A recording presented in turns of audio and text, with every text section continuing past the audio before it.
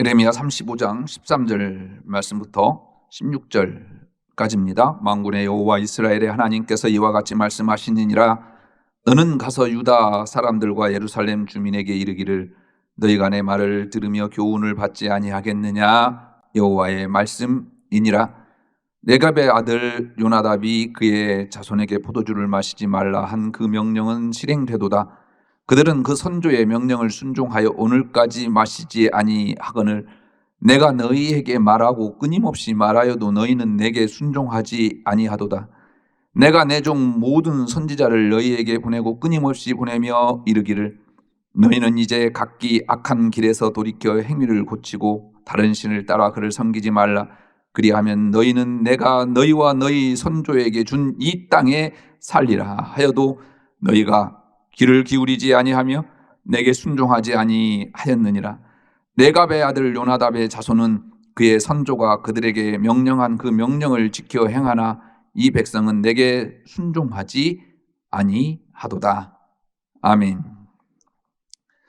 제가 가끔 보는 TV 프로그램이 있어요. 유재석 씨가 진행하는 유퀴즈 온 더 블럭이라고 하는 프로그램인데 지지난주에 제야의 고수편에 설악산에서 지객꾼으로 45년간 살아온 65세 임기종 씨가 출연을 했어요.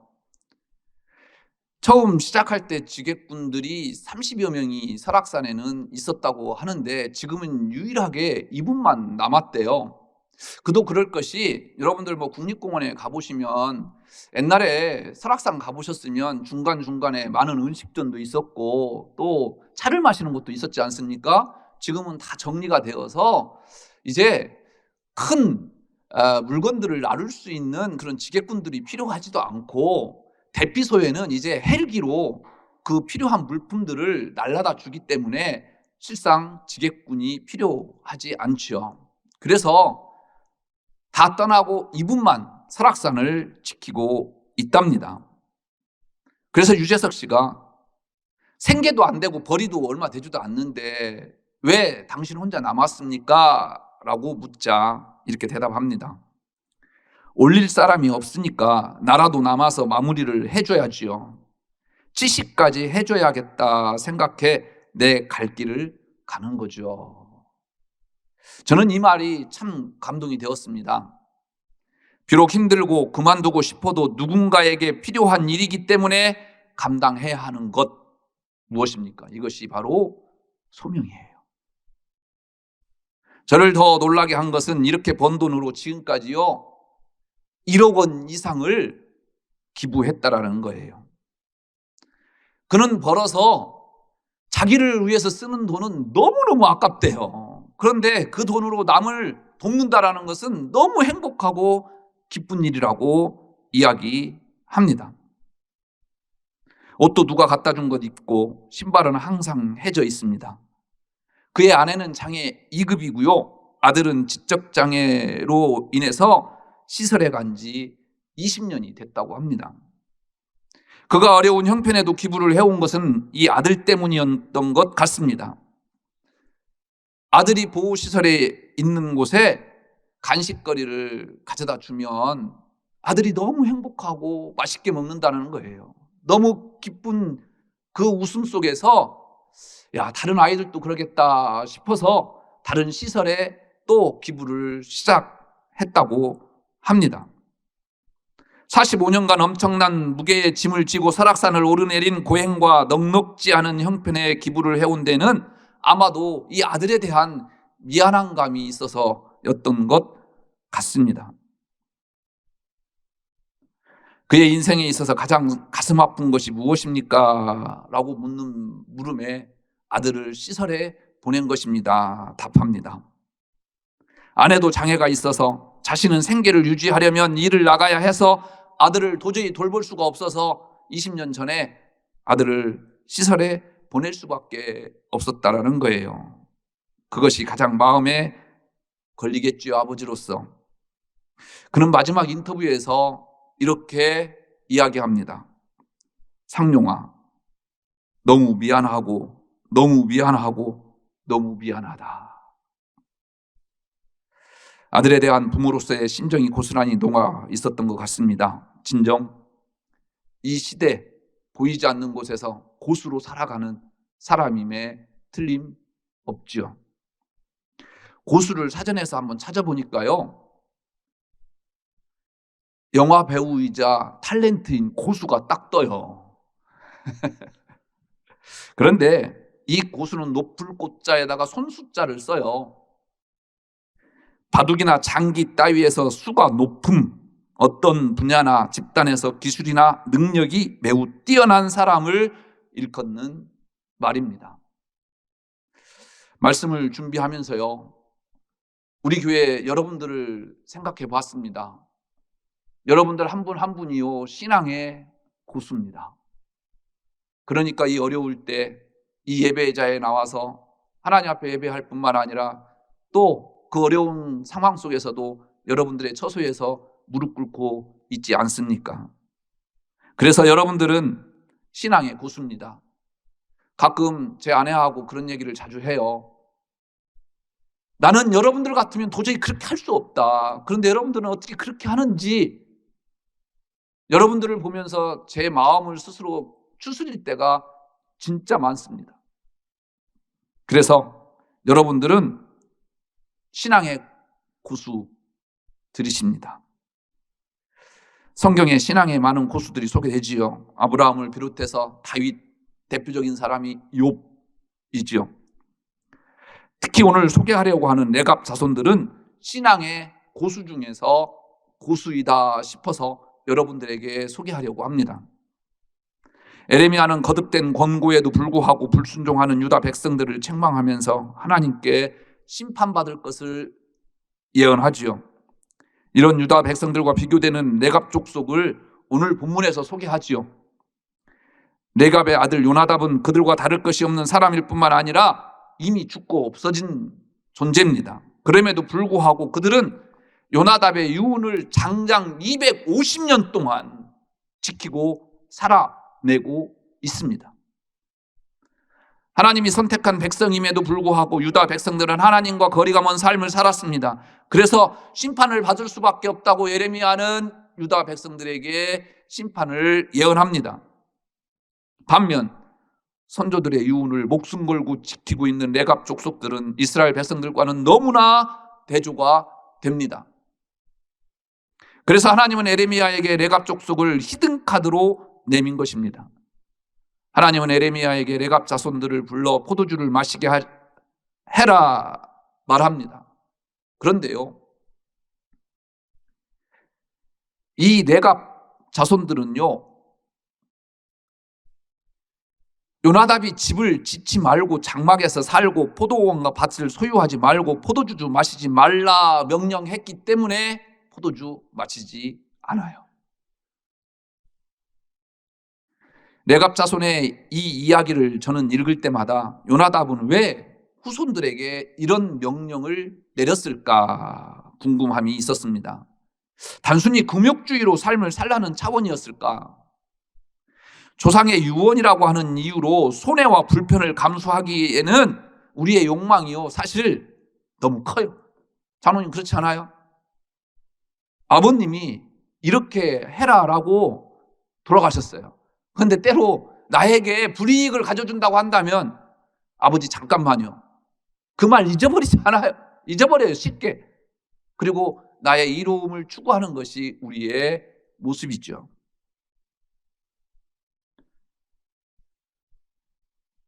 무언가 후손들이 납득할 수 있는 명분 없이는 250년 가까이 이런 조상의 유언을 지키는 것 불가능합니다. 요나답이 이런 유언을 한 이유를 알 수 있다고 한다면 우리도 조금은 레갑 자손과 같은 믿음의 오기가 생기지 않을까요? 그래서 오늘 그 이유를 찾아보기 위해서 오늘 말씀을 준비해 보았습니다. 레갑의 아들 요나답은 여호나답이라고 하는 이름으로 열왕기하 10장에 등장합니다. 예후와 함께 북이스라엘을 재건하는 혁명가로 말입니다. 예후는 오므리족을 멸하고 새롭게 북이스라엘을 재건하기 위해서 하나님께서 엘리사에게 기름 부어라 라고 했던 사람이 이 예후예요. 예후 혁명의 시초는요, 여러분들이 잘 알고 있는 나봇의 포도원 사건 아시죠? 거기서부터 시작됩니다. 연속적인 쿠데타 정국에서 정권을 찬탈한 오므리는 자신의 아들 아합을 지금의 레바논 지중해 연안 항구 도시 시돈의 왕이자 아세라 신의 제사장 엣바알의 딸 이세벨과 결혼시킵니다. 결혼 동맹을 하는 거죠. 남유다는요, 다윗의 후손들이 계속해서 왕으로 이어갔어요. 그런데 북이스라엘은 3세대가 넘어가지 않았어요. 쿠데타로 왕권이 바뀌던 시대였어요. 그러니까 명분이 없잖아요. 그래서 좀 힘이 센 다른 나라들과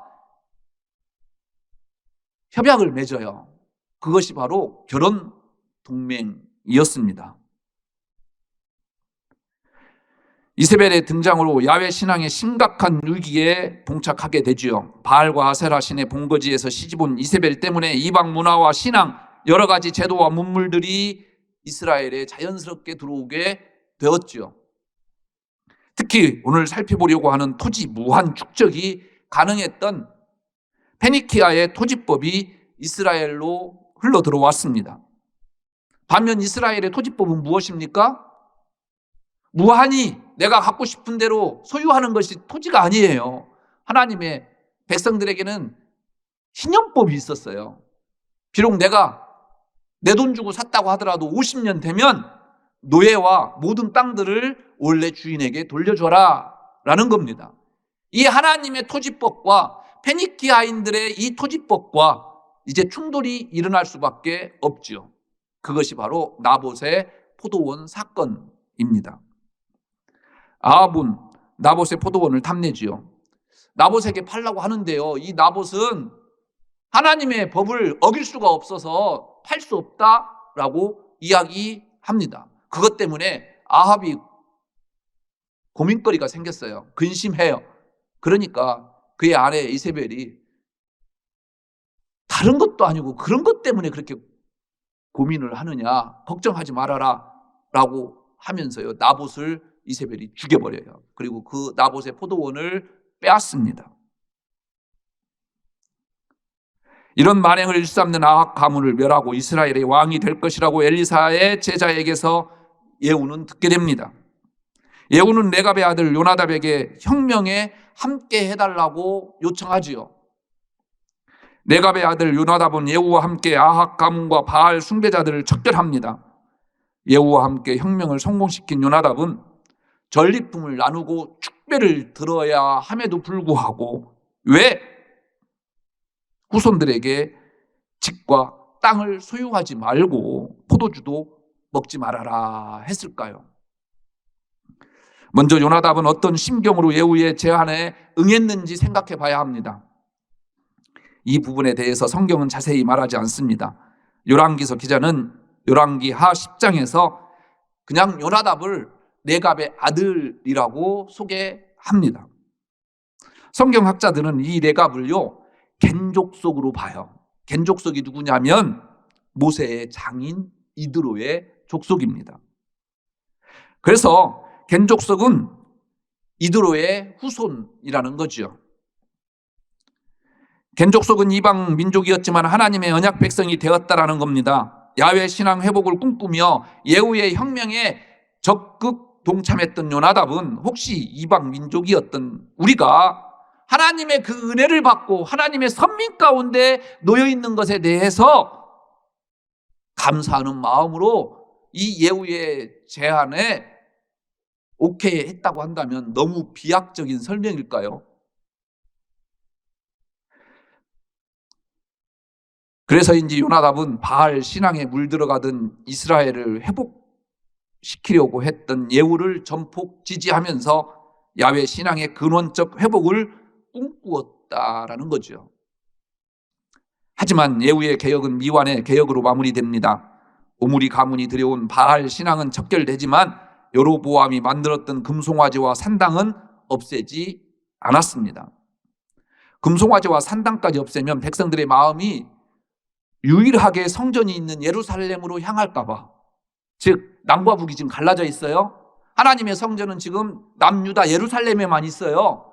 이스라엘 백성들은요, 이 성전이 하나님이 계시는 곳이에요. 그런데 여로보암이 남과 북으로 갈라진 다음에 자기 나라에 베델에 금송아지상을 세워놓고 그곳에서 하나님이다라고 예배하라고 했던 곳이에요.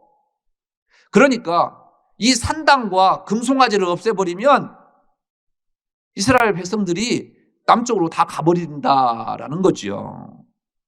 그 마음이 그에게는 있어서 예후는 금송아지 상과 산당까지 제거할 마음까지는 없었던 것 같습니다. 눈에 보이지 않는 야훼가 아니라 눈에 보이고 우리가 언제든지 만날 수 있는 산당에 있는 금송아지가 인간의 마음을 더욱 편안하게 해줍니다. 예후의 혁명으로 비록 오므리 가문이 멸망하고 바알 숭배가 일시적으로 중단되었지만 이스라엘의 근원적 회복이 불가능함을 요나답은 깨달았을 것입니다. 요나답은 이스라엘의 율법이 온전히 회복되어서 하나님 나라의 공평과 정의가 구현되기를 꿈꾸었습니다. 예후의 개혁으로 오므리 가문과 바알 추종자들은 사라졌지만 풍요를 향한 우상 숭배는 어느덧 백성들까지 뿌리 깊게 내려 있었습니다. 예후도 굳이 거기까지는 손대고 싶은 생각이 없었습니다. 정통성이 없는 정권이었기 때문에 백성들 마음이 떠나는 것 무엇보다도 두려워했기 때문 아닐까요? 요나답은 이스라엘의 회복을 꿈꾸었지만 바알의 토지법이 점점 더 이스라엘을 지배할 것을 예상했을 것입니다. 타협하며 살 것인가? 아니면 절개를 지키며 살아갈 것인가? 이 두 가지 갈림길에서 세상이 다 하나님의 다스림을 받지 않을지라도 나만은 하나님의 다스림 안에서 살아가겠다라고 하는 결단과 다짐이 바로 요나답에게 있었다라는 것이죠. 오직 나와 내 집은 야훼를 섬기겠다라고 하는 여호수아의 결단처럼 말이지요. 요나답은 후손들에게 하나님의 법, 신현의 토지법이 시행되지 않고 바알의 토지 제도인 토지 사유제가 만연해가는 이스라엘에서 토지를 가지지 않고 살 것을 요청합니다. 더불어 집을 짓지 않고 장막에 살면서 포도원과 밭 없이 살아갈 것을 요청합니다. 불의한 바알의 토지제도 수혜를 잊지 않고 살 것을 요청했다라는 것입니다. 풍요라고 하는 포도주에 취해서 하나님의 언약을 망각한 이스라엘을 애도하는 마음으로 포도주를 먹지 말라고 유언하였을 것입니다. 요나답의 후손들은 요나답의 유언을 지키기 위해서 유목 생활로 돌아가요. 그 유지를 장장 250년 동안 지키고 있어요. 혹시 매하 양태승이라고 하는 분을 알고 계세요? 내일 모레가 3.1절이기도 하고 우리 민족의 또 자부심이기도 하고 이 나라의 고수 중에 고수를 찾다가 이분을 접하게 되었습니다. 전통 유학자 가문에서 태어나서 유교 경전으로 높은 수양을 쌓았는데 1905년 일제에 의해서 을사늑약이 체결되어서 국권이 상실되는 위기를 맞자 유학 사상을 가지고는 이 민족을 다시 일깨울 수가 없다 생각하고 20세이던 1908년 자기의 상투를 싹둑 자르고 서울로 향했습니다. 새로운 학문을 배워야만 이 민족을 살릴 수 있다. 계몽시킬 수 있고 새로운 세계관을 지녀야 나라를 건질 수 있다라고 믿었기 때문이죠. 서울에서 신교육을 받던 중 1910년 일제에 의해서 우리나라가 국권이 박탈당하자 매하는 일본으로 건너가서 고베 신학대학에서 종교 철학과 교육 철학을 전공하고 귀국했습니다. 전북 고창에 교육을 통한 민족 교육을 실현하려고 민간 학교 설립에 심혈을 기울여요. 매하의 끈질긴 노력에 감복한 고창의 유지들이 거금을 내놓습니다. 그래서 1919년 최초로 우리나라 밀립 고창 고등보통학교가 문을 열었어요. 설립자이자 초대 교장이던 매하는 전국의 명성 높은 교사들을 초빙했습니다. 그때 유행했던 말이요, 북오산 남고창이라는 말이 있었어요. 북의 오산고보, 남의 고창고보라고 하는 양대 민족 학교가 조국 광복의 터전을 닦는 일을 감당하게 되었다라는 말씀입니다. 뒷날 대구의 개성학교의 교감으로 초빙되어서 민족 교육에 헌신하기도 했지요.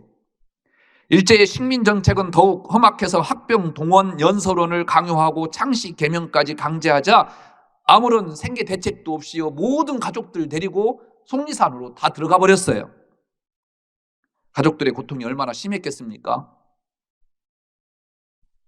매하의 큰아들이 함흥의 영생고보 교감으로 있었는데 창씨 개명을 하지 않는 한 교감으로 재직할 수 없다라고 하자 아버지에게 어떻게 했으면 좋겠느냐라고 물으러 왔습니다. 그때 매하는요, 단호하게 이렇게 이야기합니다. 굶어 죽을지언정 창씨 개명은 못한다. 엄명을 내려 아들도 하는 수 없이 짐을 싸들고 속리산으로 들어왔습니다. 당시 민족의 지도자들 대부분이 학병 동원 연설을 하고 창씨 개명으로 자신의 지위를 보전하는 때입니다. 모든 선생님들은요, 학생들에게 학병으로 지원해라, 그렇게 해야만 살아날 수 있는 때였습니다. 그런데 매하는 무슨 생각으로 그런 불행을 자초하면서 살아갈 수 있었을까요? 해방 후 고관 대작의 모든 제의를 거절하고 멋진 말을 하고 돌아가셨어요. 송충이는 솔잎을 먹는다라고 하면서 보은농고 교장으로 계시다가 돌아가셨습니다. 2006년 매하 양태승 평전이 출간이 되고 정부는 2016년 국민훈장 무궁화장을 추서해서 일제와 타협하지 않은 매하를 기렸습니다. 이 민족의 고수 중에 한 분이죠. 오늘 레갑자손 이야기 바로 앞 34장은요, 하나님의 법을 철저히 질밟는 이스라엘 모습을 보여주고 있습니다. 바벨론이 예루살렘을 포위하게 되자 이스라엘 왕과 또 종교 지도자들은요, 하나님 앞에 회개하면서 희년을 선포해요. 무슨 말입니까? 히브리인들 중에 노예로 있는 사람들 해방을 선포한다라는 거죠. 그런데 이들의 도움 요청으로 애굽 군사들이 이스라엘로 와요. 그러자 바벨론 군사들이 잠시 얼마 동안 포위를 풀 수밖에 없었어요. 그때 무슨 일이 벌어지는 줄 아십니까? 풀어줬던 히브리 노예들을 다 다시 잡아들였어요. 하나님은 자기의 유익을 위해서 하나님의 이름을 팔아먹는 이 이스라엘 백성들을 심판하시기 위해서 하나님은 오늘 예레미야를 통해서 이스라엘 백성들에게 심판을 예고하십니다. 반면 요나답을 쫓아 신년의 토지법이 무너진 이스라엘에서 불의한 바알의 토지제도와 타협하지 않는 레갑 자손들에게 그들의 후손이 하나님 앞에 영원히 설 것이다, 오늘 본문 말씀 이후에 이야기하고 있어요. 그래서 일부 학자들은 아기 예수님 탄생을 가장 먼저 경배했던 사람이 누굽니까? 목동들이었죠. 이 목동들이 바로 걔네 후손들이다라고 이야기합니다. 세상과 타협하지 않고 불의한 제도의 수혜를 거부하는 레갑 자손은 오늘 우리에게 묻고 있습니다. 이 시대 참된 신앙의 고수는 누구인가? 신앙을 지키기에도 참 힘든 세상이지요. 하물며 우리의 불이익을 감수하며 신앙을 지켜내기는 더더욱 힘듭니다. 예레미야 시대 하나님의 히든 카드는 레갑 자손이었습니다. 오늘 지금 하나님이 내밀 히든 카드가 여러분이기를 기대해 봅니다. 기도하겠습니다.